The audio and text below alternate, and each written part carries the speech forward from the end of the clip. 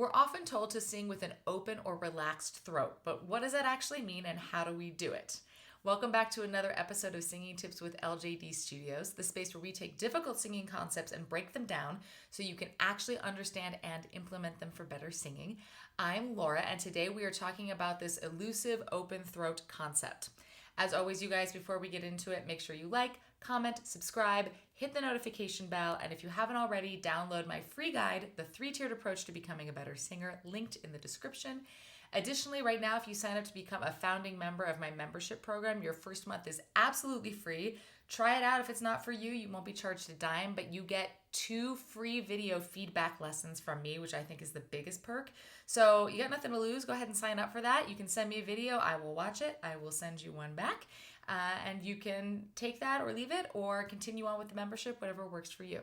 Okay, without further ado, what does it mean to sing with a relaxed or open throat? So when we're talking about an open or relaxed throat, we're just talking about the larynx primarily and the muscles in and around it.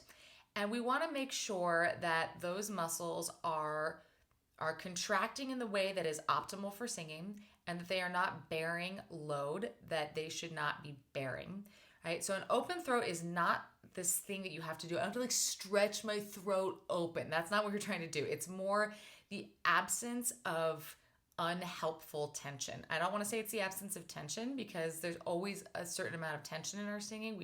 There's good tension and there's bad tension. So an open or relaxed throat is the absence of tension that is not conducive to singing, okay? It's not this thing that you have to stretch your throat open. One of the ways that we can find or experience this feeling of an open or relaxed throat is by realizing that movement of the larynx and movement of the articulators do not have to go together. And that's where this concept of vowel modification often comes in. So if you've watched any videos on vowel modification for singing, and I've done them, what you'll often hear is the recommendation that you kind of sing everything like this. And what we're doing when we do that is we're trying to filter everything through the shape of an vowel. So if you try making that sound, just go everything's going to feel pretty relaxed here. And if you put your finger sort of again on your Adam's apple or where it would be if you don't have one, you'll feel that your larynx is in a fairly low position. If you swallow, you'll feel it raise. Now, I've done a video on this, what's your larynx supposed to be doing? It is going to raise to a certain amount when you're singing, particularly if you're doing a more contemporary style. But when it raises all the way up into the position it would be in for a shout, that's when we feel strain. So when we use this vowel, it helps encourage the larynx not to rise too much. So that's the strategy behind vowel modification. And again, one way you can do it is the shape. So that works pretty well. If I sing a happy birthday all through an shape, happy birthday to ya, happy birthday to ya, everything feels pretty relaxed. However, my words sound a little funny. And that's the bridge that I find people have a hard time getting over. There's okay, I can modify it to this shape, but now my words sound really weird.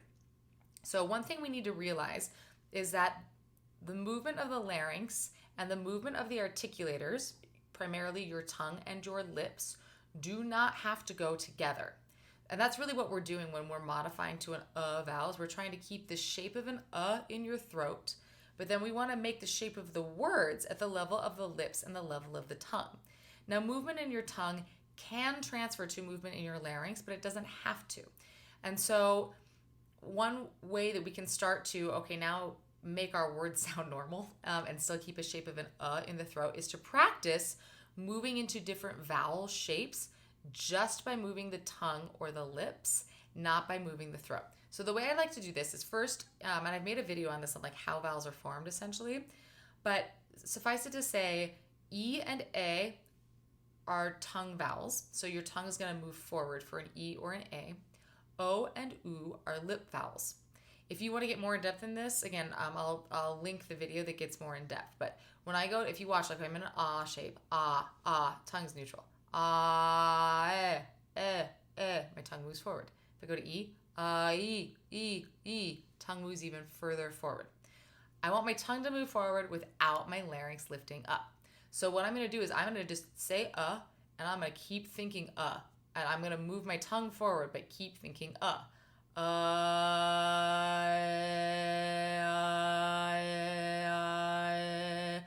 And so now I can feel my larynx isn't moving, but I'm changing vowels versus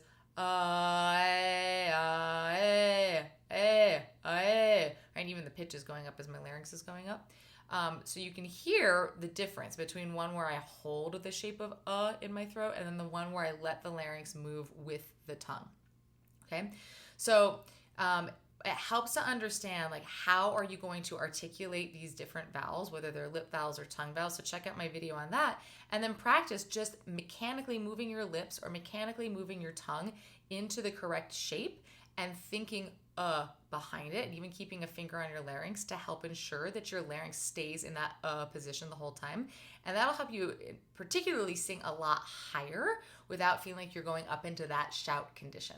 So the main takeaway here is know the difference between your articulators and your larynx and their function, and that they don't have to go together. And when you start shaping your words here at this level and allowing the larynx to move separately based on the tone and the pitch that you're trying to produce, that's when you're going to feel this sense of an open or relaxed throat. I hope that helps you guys. As always, feel free to shoot me a comment. Let me know if you have questions or if there's anything else you'd like to learn how to do in your singing. Sign up for that free month of the membership, get my free guide, and happy singing.